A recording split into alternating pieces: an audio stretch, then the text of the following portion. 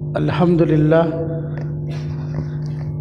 نحمدہ ونستعینہ ونستغفرہ ونؤمن بہ ونتوکل علیہ ونعوذ باللہ من شرور انفسنا ومن سیئات اعمالنا من یہدہ اللہ فلا مضل لہ ومن یضللہ فلا ہادی لہ ونشہد ان لا الہ الا اللہ وحدہ لا شریک لہ ونشہد ان سیدنا وسندنا ونبینا ومولانا محمدا عبدہ ورسولہ اما بعد فاعوذ باللہ من الشیطان الرجیم بسم اللہ الرحمن الرحیم واللہ ذو الفضل العظیم قال النبی صلی اللہ علیہ وسلم ينزل اللہ إلى السماء الدنيا ليلة نصف من شعبان فيغفر من كل شيء إلا رجل مشرك أو رجل في قلبه شهنا آمنت بالله صدق الله العظيم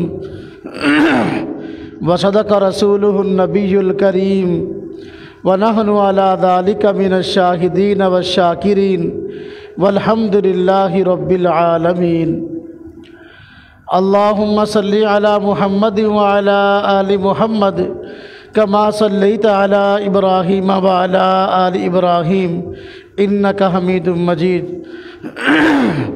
اللهم بارك على محمد وعلى آل محمد كما باركت على إبراهيم وعلى آل إبراهيم إنك حميد مجيد واجب الاحترام بھائیوں اور دوستو،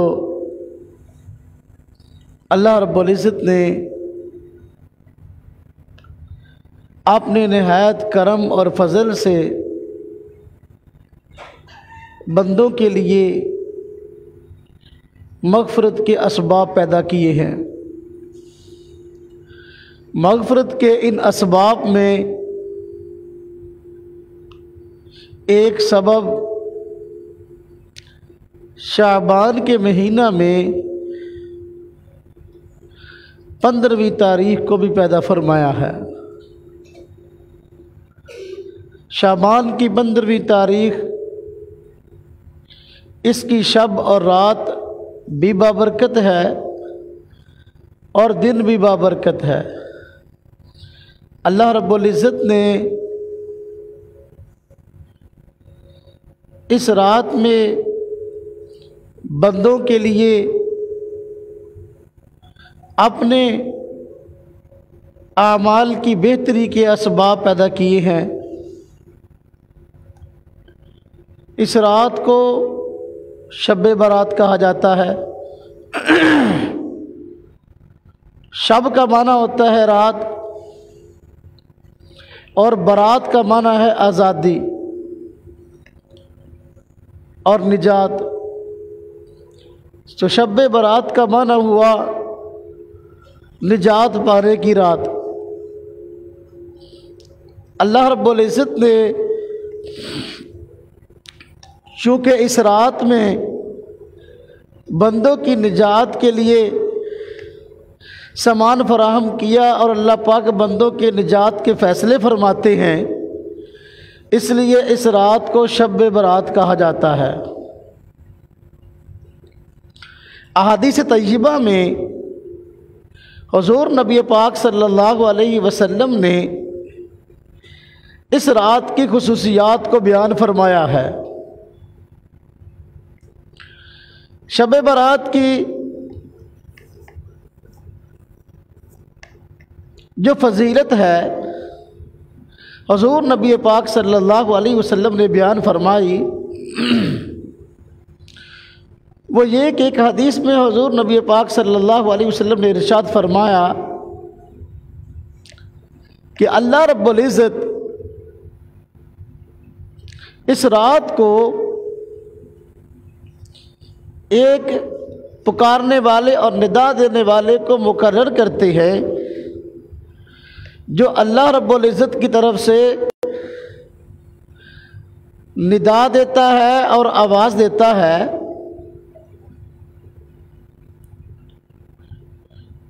کہ کیا کوئی ہے مغفرت طلب کرنے والا کہ میں اس کی بخشش کروں؟ کیا کوئی ہے مصیبت زدہ کہ اس کی مصیبت کو دور کروں؟ اور کیا کوئی ہے رزق میں تنگ کہ اس کی رزق کو کشادہ کروں؟ تو اللہ رب العزت کی طرف سے ندا ہوتی ہے اور گناہوں کی معافی کے لیے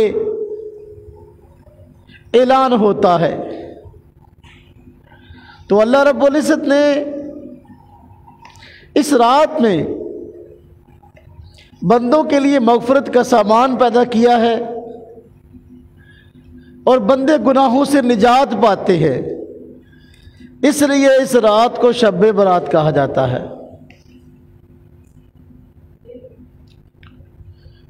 ایک حدیث مبارک میں حضور نبی پاک صلی اللہ علیہ وسلم نے ارشاد فرمایا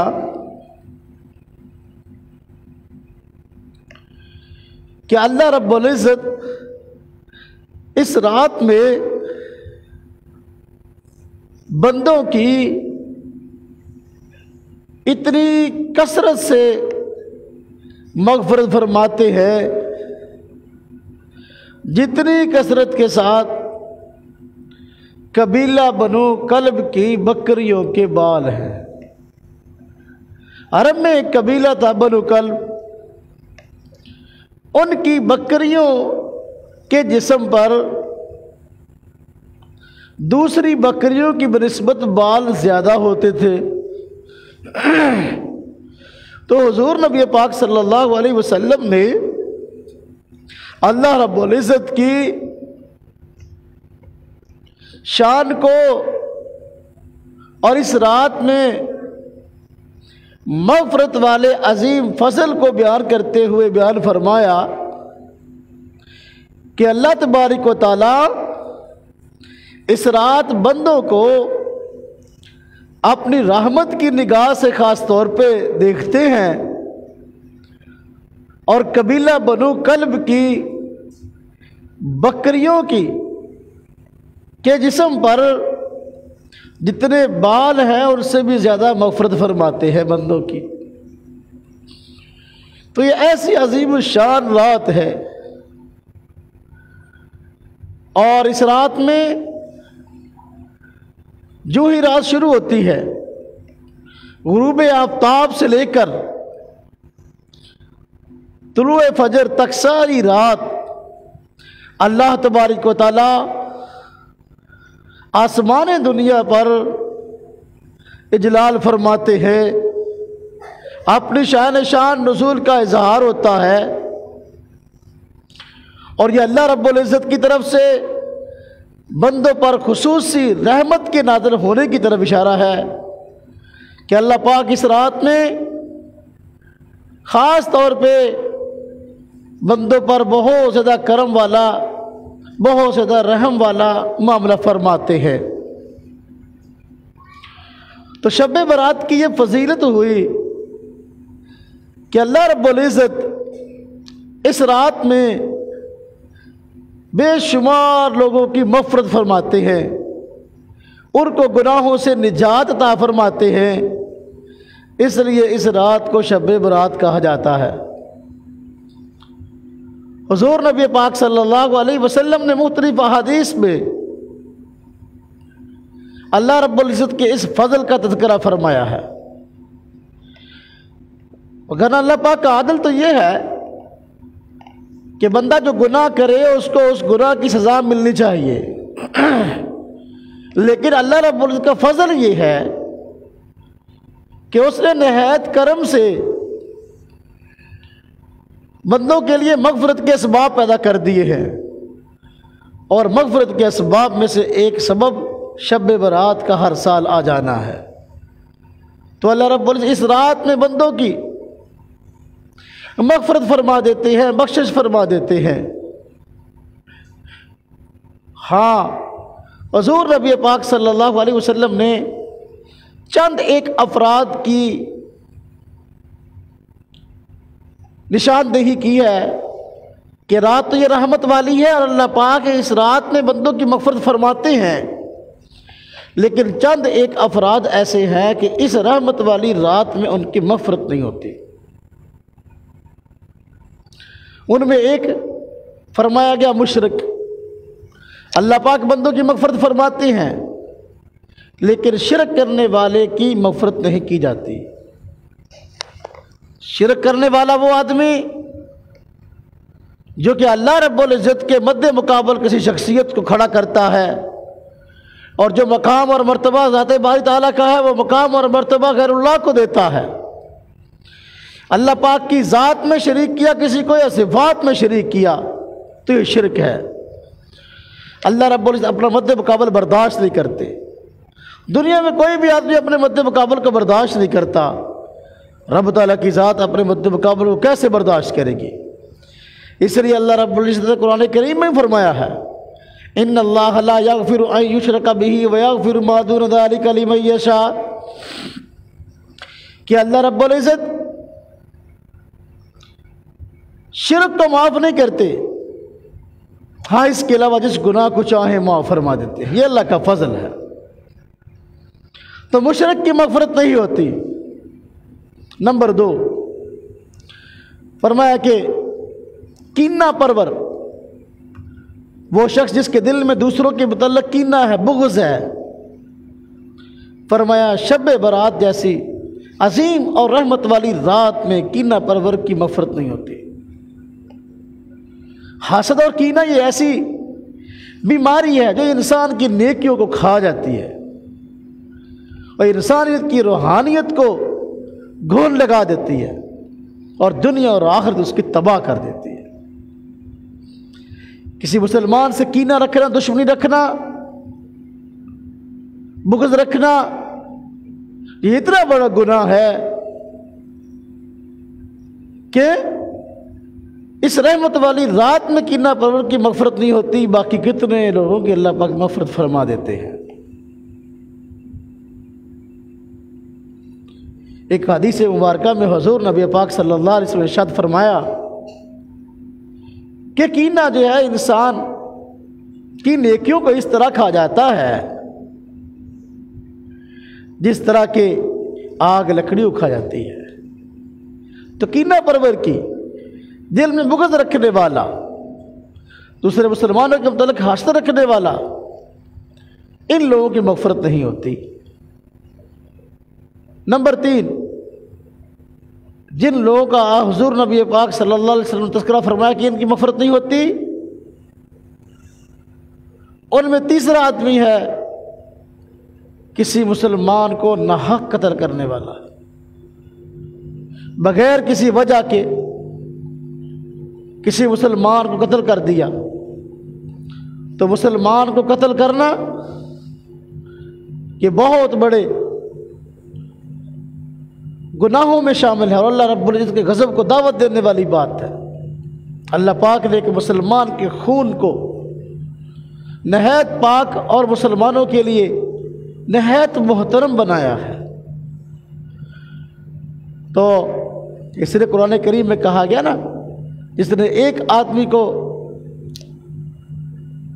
زندہ رکھا اس نے پوری انسانیت کو زندہ رکھا، جس نے ایک انسان کو قتل کیا گویا پوری انسانیت تک قتل کیا۔ تو کسی مسلمان کو جان بوجھ کر قتل کرنے والا بغیر کسی قصور کے، بغیر کسی اس کی غلطی کے، اس رحمت والی رات میں اللہ رب العزت کی رحمت سے اور مغفرت سے جو ہے وہ مستثنا رہتا ہے، اللہ پاک اس کی مغفرت نہیں فرماتے۔ جن لوگوں کا آپ نے استثناء فرمایا کہ شب برات میں ان لوگوں کی بخشش نہیں ہوتی، ان میں ایک بدکار عورت ہے، وہ عورت جو اپنے خاوند کے علاوہ کسی اور کی طرف دیکھتی ہے اور اس سے اپنی خواہشات کو پورا کرتی ہے۔ فرمایا ایسی عورت کی مغفرت اس رحمت والی رات میں نہیں ہوتی۔ نمبر 5، آپ نے 5ویں نمبر پر جس فرد کا تذکرہ کیا فرمایا وہ ہے جو قطع رحمی کرنے والا ہے، دوسروں سے رشتہ داری توڑنے والا، دوسروں سے بائیکاٹ کرنے والا۔ جس طرح کہ آج کل اختلاف ہو جائے نا خاندانوں میں، گھروں میں، رشتہ داروں میں، تو بائیکاٹ کر دیتے ہیں کہ ہمارا تم سے کوئی تعلق نہیں، جینا مرنا ختم۔ جی فرمایا شب برات کی رات، شب برات جو ہے یہ رحمت والی رات، شب برات کے اندر اللہ رب العزت اس رحمت والی رات میں ایسے شخص کی مغفرت نہیں کرتے جو دوسروں سے رشتہ داریوں کو توڑتا ہے، دوسرے تعلقات کو توڑتا ہے۔ حضور نبی پاک صلی اللہ علیہ وسلم نے ارشاد فرمایا تم سے جو آدمی رشتہ داری کو توڑے تم اس سے رشتہ داری کو جوڑو۔ تو رشتہ داری کو توڑنا، ناتوں کو توڑنا یہ بہت بڑا گناہ ہے۔ مغفرت والی اس رات میں بھی اللہ رب العزت ایسے شخص کی مغفرت نہیں فرماتے جو دوسروں سے رشتہ داریوں کو توڑتا ہے۔ نمبر 5، جن لوگوں کی مغفرت نہیں ہوتی اس عظیم رات میں، اس رحمت والی رات میں، ان میں ایک شخص وہ ہے جو اپنی شلوار کو ٹخنے سے نیچے رکھتا ہے۔ مردوں کے لیے حکم ہے کہ وہ ہر حال میں اپنی شلوار کو ٹخنوں سے اوپر رکھے، اپنے ٹخنوں کو ننگا رکھے، اپنے ٹخنوں کو نہ ڈھانپے۔ خواتین کے لیے حکم ہے کہ اپنے ٹخنوں کو ڈھانپے، اور مردوں کے لیے حکم ہے کہ اپنے ٹخنوں کو ننگا کریں۔ جو مسلمان یہ گناہ کرتا ہے کہ اپنی شلوار ٹخنوں سے نیچے کرتا ہے اور ٹخنوں کو ڈھانپ کے رکھتا ہے، یہ بھی اللہ رب العزت کو پسند نہیں ہے۔ اس رحمت والی رات میں اللہ پاک ٹخنوں کو چھپانے والے، ننگا نہ کرنے والے کی مغفرت نہیں فرماتے۔ اور نمبر 7، جن لوگوں کی شب برات میں مغفرت نہیں ہوتی ان میں 7ویں نمبر پر حضور نبی پاک صلی اللہ علیہ وسلم نے احادیث طیبہ میں جو نشاندہی کی جن افراد کی، ہمیں والدین کا نافرمان۔ جو شخص والدین کا نافرمان ہے، اپنے والدین کو تکلیف دیتا ہے، اپنے والدین کو ایذا دیتا ہے، اپنے والدین کی تکلیف کا سبب بنتا ہے، تو فرمایا ایسے شخص کی اس رحمت والی رات میں مغفرت نہیں ہوتی۔ اور نمبر 8، اس رحمت والی رات میں جو لوگ اللہ کی رحمت سے محروم رہتے ہیں اور ان کی مغفرت نہیں ہوتی، ان میں 8ویں نمبر پر آپ نے بیان فرمایا شراب کا عادی، شرابی آدمی، شراب پینے والا آدمی اللہ رب العزت کی رحمت سے دور رہتا ہے، اور شب برات کے اندر اس کی مغفرت نہیں ہوتی۔ اللہ رب العزت کی ذات اس کو نظر رحمت سے نہیں دیکھتی۔ شراب پینے سے انسان کی عقل کام کرنا چھوڑ دیتی ہے۔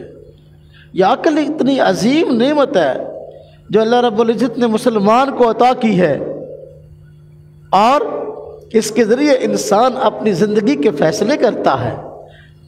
عقل کا ہونا ایک بہت بڑی نعمت ہے، تو اتنی عظیم نعمت جس کے ذریعے سے انسان اپنے 24 گھنٹے کے معاملات کو چلاتا ہے اپنی بصیرت کے مطابق، شراب پینے سے اس بصیرت کو ضائع کیا جاتا ہے، اس نعمت کو ضائع کرنے کی کوشش کی جاتی ہے، عقل والی نعمت کو۔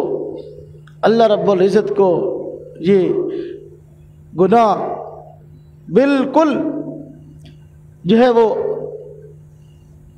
عظیم معلوم ہوتا ہے، اور اللہ پاک جو ہے ایسے شخص کی مغفرت اس رات میں نہیں کرتے۔ شراب کا عادی، تو یہ 8 قسم کے افراد ایسے ہوئے جن کا حدیث طیبہ میں تذکرہ ہے کہ اس رحمت والی رات یعنی شب برات میں ان لوگوں کی مغفرت نہیں ہوتی۔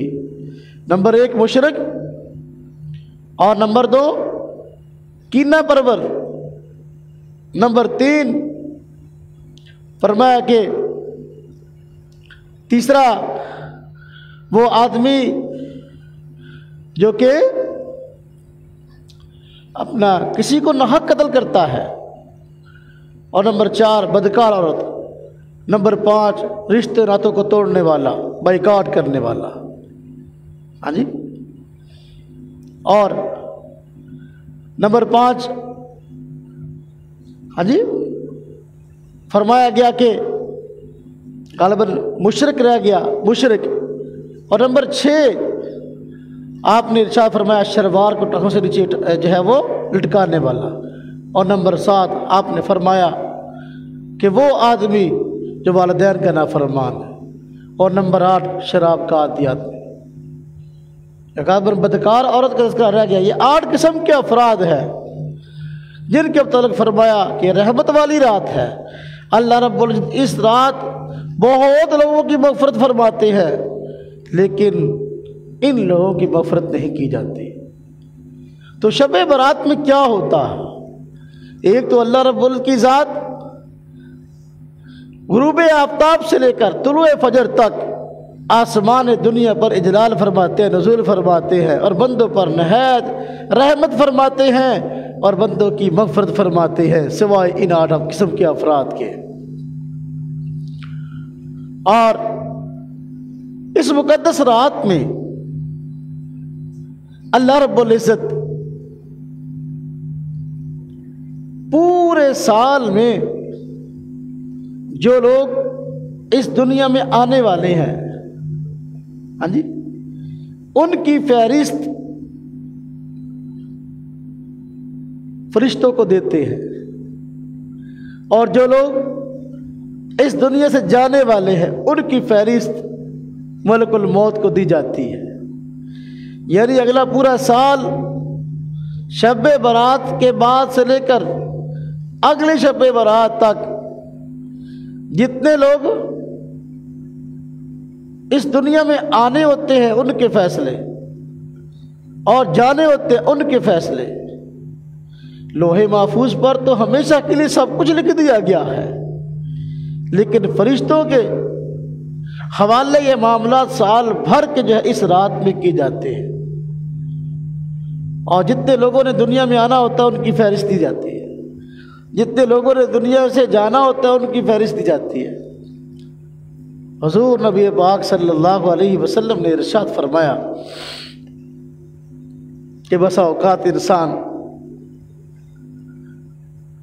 باغ لگا رہا ہوتا ہے، درخت لگا رہا ہوتا ہے، اور اس کی امید اور سوچ یہ ہوتی ہے کہ اس درخت کو، اس باغ کو میں کاشت کروں گا، لگاؤں گا تو اس سے پھل ہوگا اور اس کے پھل کو کھاؤں گا۔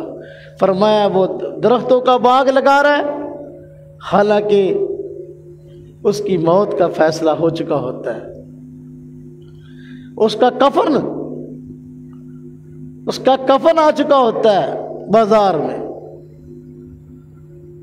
اسی طرح فرمایا بسا اوقات انسان کوئی مکان بنا رہا ہوتا ہے، اس کی سوچ ہوتی ہے کہ زبردست کوٹھی کئی منزلی بناؤں گا، شاندار بناؤں گا، علاقے محلے والوں کو حیران کر دوں گا، حالانکہ اگلے سال میں مرنے والوں کی فہرست میں اس کا نام لکھا جا چکا ہوتا ہے۔ اور بس اوقات انسان فرمایا اس کی شادی ہوتی ہے، اور وہ شادی کہ اس دن میں لمبی امیدیں قائم کیے ہوتا ہے کہ شادی کے بعد میں نے ایک لمبا جینا ہے، لیکن اگلے سال کے مرنے والوں کی فہرست میں اس کا نام لکھا جا چکا ہوتا ہے۔ تو حضور نبی پاک صلی اللہ علیہ وسلم نے بیان فرمایا کہ اس رات کے اندر یہ معاملات ہوتے ہیں کہ اگلے سال جن لوگوں نے دنیا میں آنا ہے ان کی فہرست، اور جنہوں نے جانا ہے ان کی فہرست فرشتوں کے سپرد کی جاتی ہے۔ شب برات 2 دن بعد شب برات ہے، شعبان کا مہینہ ہے، جو 15ویں تاریخ کی رات ہوتی ہے اس کو شب برات کہتے ہیں، تو آنے والی ہے۔ ہم میں سے پتہ نہیں کن کن کا نام اس کے اندر موجود ہوگا۔ تو یہ شب برات کا آنا اللہ رب العزت کی طرف سے ایک نعمت ہے۔ اللہ پاک نے ہمارے گناہوں سے بخشش کا سامان پیدا کر دیا ہے کہ ہم اپنے گناہوں سے معافی مانگ کر اللہ رب العزت کی ذات کو راضی کرنے والے بن جائیں۔ اللہ پاک کی ذات تو خود بخشنے کے لیے اس رات آمادہ ہوتی ہے، اگر بندہ خود بھی اس رات میں اپنے گناہوں کی معافی اللہ پاک سے مانگ لے تو گناہوں سے پاک صاف ہو جائے گا۔ تو اس رات میں جو کام ہوتے ہیں وہ آپ حضرات کی خدمت میں عرض کیے گئے۔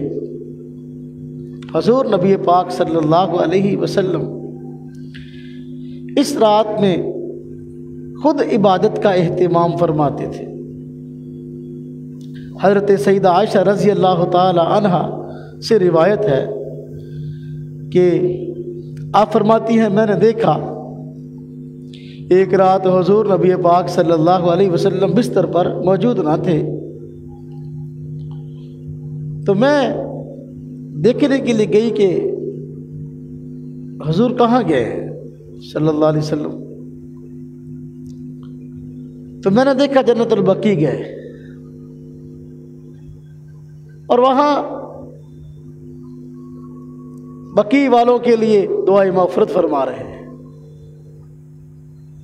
ایک روایت میں آتا ہے کہ میں دیکھ کر جو ہے جلدی واپس آئی اور میں نے اپنے اوپر افسوس کیا کہ میں سمجھی شاید حضور نبی پاک صلی اللہ علیہ وسلم ازواج مطہرات میں سے کسی اور کے گھر گئے ہوں گے، جبکہ حضور نبی پاک صلی اللہ علیہ وسلم بقیع میں گئے اور وہاں مدفون مسلمانوں کے لیے دعائے مغفرت فرما رہے تھے۔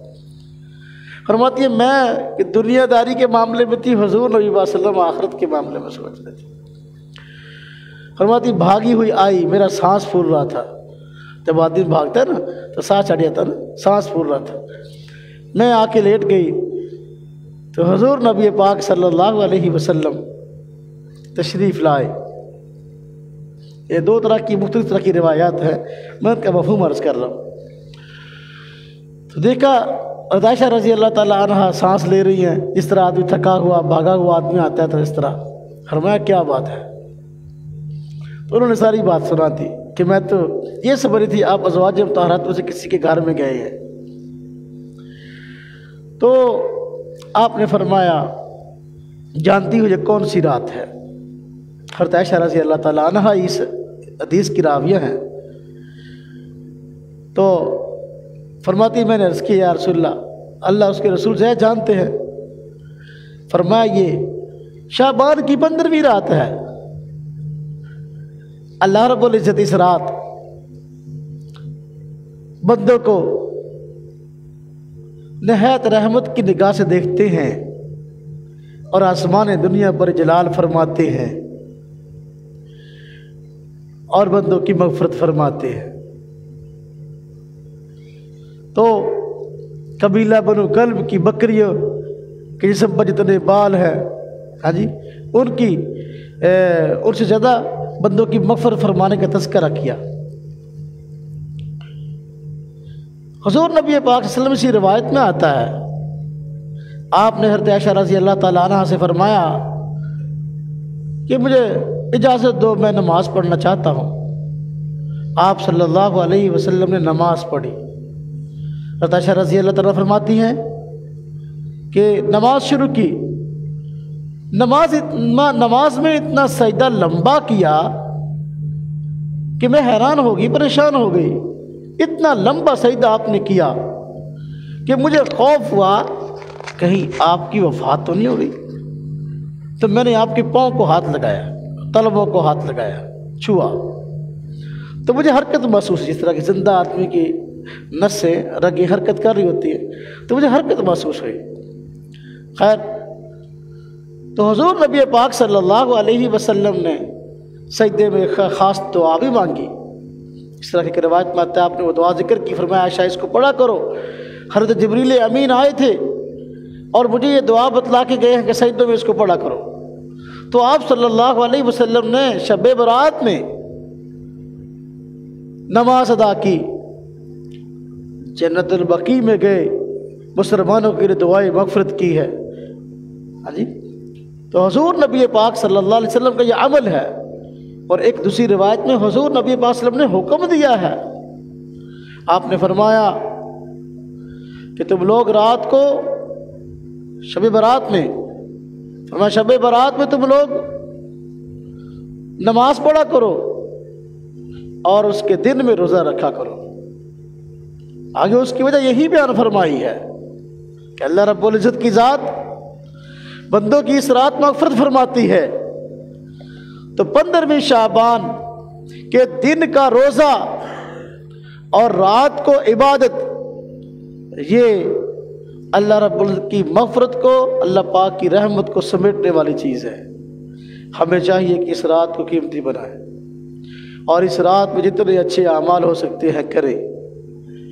اللہ پاک کی طرف سے یہ بندوں پر فضل ہے کہ بندوں کے گناہوں کو بخشنے کا اللہ پاک نے سامان اور سبب پیدا کر دیا ہے۔ یہ بہت بڑی خوش نصیبی کی بات ہے کہ انسان اس چیز سے فائدہ اٹھاتے ہوئے اپنی مغفرت کا سامان کرے۔ اللہ رب العزت کی ذات نے کوئی خاص بات اگرچہ لاگو نہیں کی کہ مستحبات میں سے ہے، اللہ پاک کی ذات نے بندوں کو ترغیب دی ہے۔ حضور نبی پاک صلی اللہ علیہ وسلم نے بندوں کو ترغیب دی ہے کہ بھئی اس رات کے اندر اچھے اعمال کیے جائیں۔ ایک حدیث میں آتا ہے، حضور نبی پاک صلی اللہ علیہ وسلم شاہ فرمایا، جو آدمی ان 5 راتوں کو زندہ رکھے اللہ رب العزت کی طرف سے اس کی مغفرت واجب ہو جاتی ہے۔ 5 راتوں کو زندہ رکھنے کا مطلب ان 5 راتوں میں جاگ کر اللہ کی عبادت کرنا۔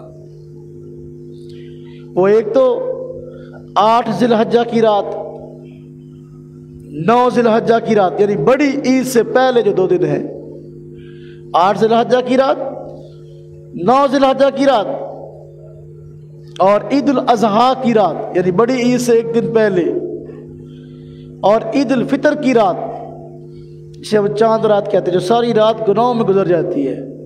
صبح کو اگر چھوٹی عید ہے، عید الفطر ہے، تو وہ جو رات ہے جس رات اعلان ہوتا ہے بھی عید کا چاند نظر آ گیا ہے، تو لہذا اب روزے ختم، تو وہ جو چاند رات ہے اللہ کے ہاں اس کا بڑا مقام ہے۔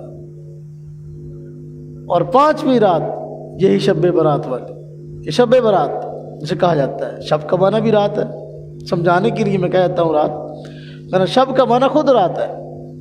تو یہ 5 راتیں آپ نے فرمایا جو آدمی ان 5 راتوں کو زندہ رکھے، ہاں جی، اس کے لیے مغفرت واجب ہو جاتی ہے، جنت واجب ہو جاتی ہے اس کے لیے۔ کون کون سی؟ 8 ذی الحجہ کی رات، 9 ذی الحجہ کی رات، عید الاضحیٰ کی رات، عید الفطر کی رات، اور شب برات، یعنی یہ شعبان کی 15ویں جو رات ہے، 15ویں تاریخ کی رات۔ تو ان راتوں میں نیک اعمال کرنے کا حکم ہے، اس لیے ہمیں چاہیے کہ ہم اس رات کو کسی کام میں لگائیں۔ ہمارے ہاں معاشرے میں ان راتوں کے اندر بجائے نیک اعمال ہونے کے رسومات اور بدعات کا سلسلہ شروع ہو گیا ہے۔ جب شب برات آتی ہے تو مسلمان چھریاں پٹاخے جو ہے نا لے کر جو ساری رات اپنی بھی نیند حرام رکھتے ہیں اور دوسروں کی بھی نیند حرام کر دیتے ہیں۔ ہاں جی، یہ پتہ نہیں کہاں سے نکل آیا۔ لوگ سمجھتے ہیں کہ یہ جو رات ہے یہ چھریاں اور پٹاخے چلانے کی رات ہے، پیسوں کو جلانے کی رات ہے۔ اس کا دین اسلام سے کوئی تعلق نہیں ہے۔ مال کو ضائع کرنا ہے، یہ پٹاخے اور چھریاں، اس پر جتنے پیسے خرچ ہوتے ہیں ساری کی ساری فضول خرچی ہے، اور فضول خرچی کرنے والے قرآن کریم میں فرمایا گیا ہے یہ شیطان کے بھائی ہیں۔ فرمایا وَلَا تُبَذِّرُوا، فضول خرچی نہ کرو، إِنَّ الْمُبَذِّرِينَ كَانُوا إِخْوَانَ الشَّيَاطِينَ، فضول خرچی کرنے والے شیطان کے بھائی ہیں۔ اور یہ نکلا کہاں سے ہے معاملہ، یہ چھریاں پٹاخوں والا؟ اور بعض لوگ شب برات کو چراغاں کرتے ہیں، اور بھائی دل روشن ہونا چاہیے۔ دل، اگر یہ دل تاریخ ہے اور اس دل کا تعلق اللہ رب کی ذات سے جڑا نہیں ہے، تو پھر بھائی اپنے گھروں کو سجانا اور عمارتوں کو سجانے سے کچھ نہ ہوگا۔ تو اس کا کوئی دین اسلام سے تعلق نہیں ہے۔ حضور نبی پاک صلی اللہ علیہ وسلم جو فرمایا رات کو جاگو، نماز پڑھو، دن کو روزہ رکھو، یہ کام کرنے کا، یہ نہیں فرمایا چراغاں کرو۔ تو شب برات میں بعض کام ایسے ہوتے ہیں جو نیکی نہیں ہے لیکن ان کو نیکی سمجھا جاتا ہے، ان میں ایک یہ سرلی اور پٹاخے چلانا، اور دوسرا یہ جو چراغاں کی جاتی ہے۔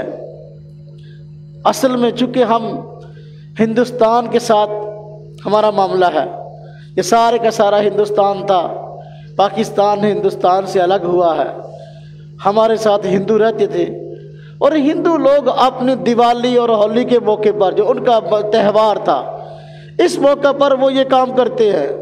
اپنی ہولی اور دیوالی کے موقع پر جو ان کا تہوار ہے وہ شرلیاں پٹاخے چلاتے ہیں، چراغاں کرتے ہیں، تو ان کی دیکھا دیکھی یہ کام شروع ہوا، وگرنہ اس کا دین اسلام سے کوئی تعلق نہیں ہے، شب برات سے اس کا کوئی تعلق نہیں ہے، یہ بدعات ہے۔ کوئی آدمی اگر دین سمجھ کر کرتا ہے تو بدعت ہے، اگر دین سمجھ کر نہیں کرتا ویسے کرتا ہے تو فضول خرچی جو کہ شریعت کے اندر حرام ہے۔ عبادات کرنے کا وقت ہے، اس کام کو عبادات میں لگائے، دوسروں کے دروازوں پر دوسروں کی دیواروں پر پٹاخے مارنے سے کوئی نیکی نہیں ملے گی، بلکہ جو ہے وہ گناہ ہے، ایذائے مسلم ہے۔ اس رات جو ہے لوگوں کا جینا مشکل ہو جاتا ہے، جو شریف آدمی گھر میں بیٹھا ہے اس کو گھر سے ڈنڈا لے کر باہر آنے پر مجبور کر دیتے ہیں، حالانکہ یہ کیسی عجیب بات ہے، ایسا نہیں ہونا چاہیے۔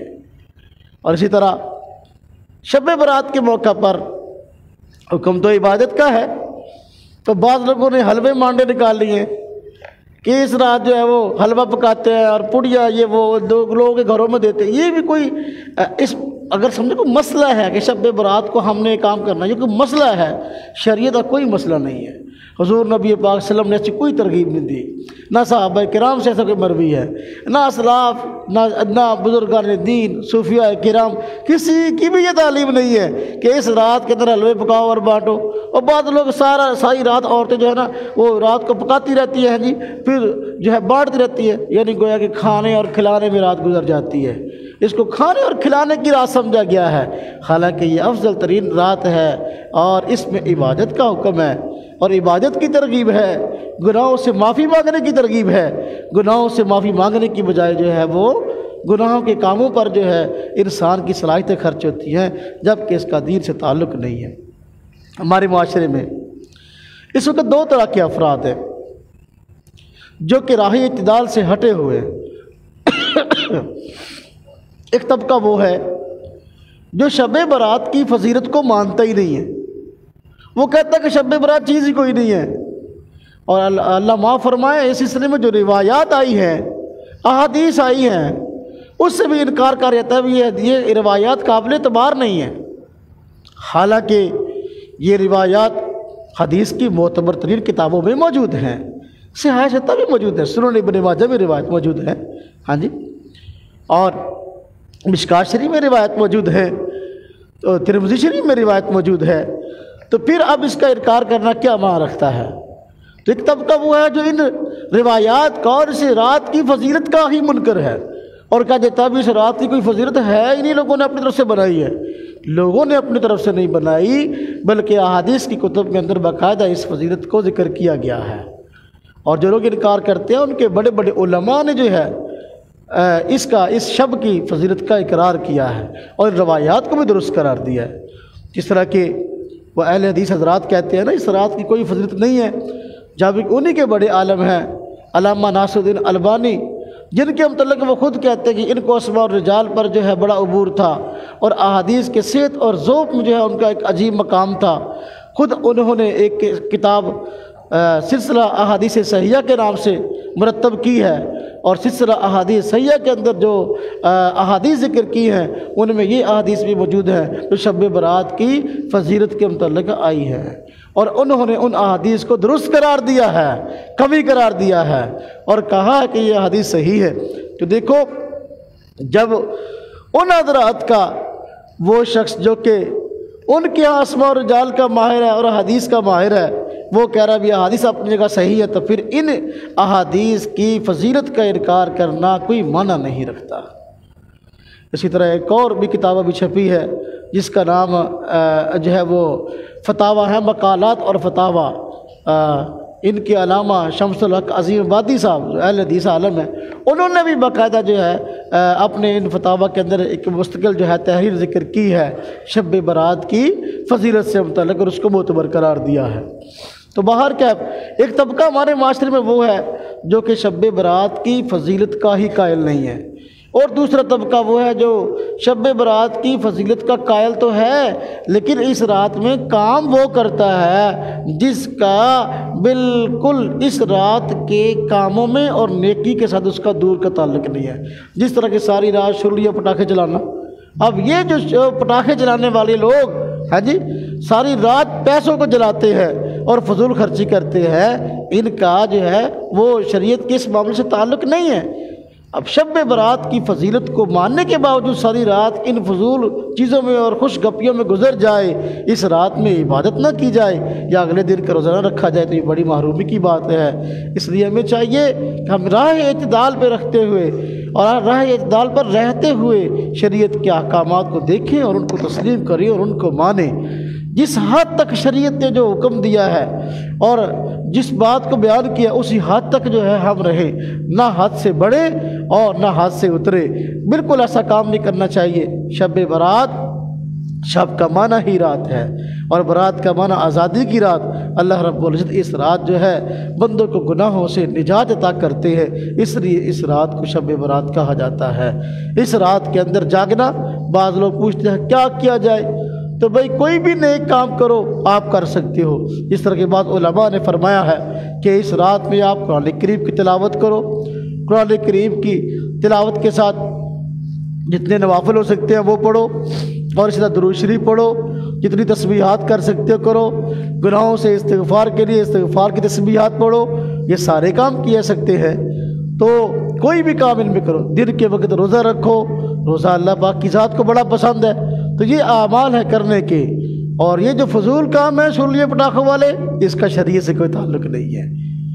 اور جو رات گناہوں سے بچنے کی ہے لوگ اس کو گناہوں میں خرچ کر دیتے ہیں، یہ بڑی عجیب بات ہے۔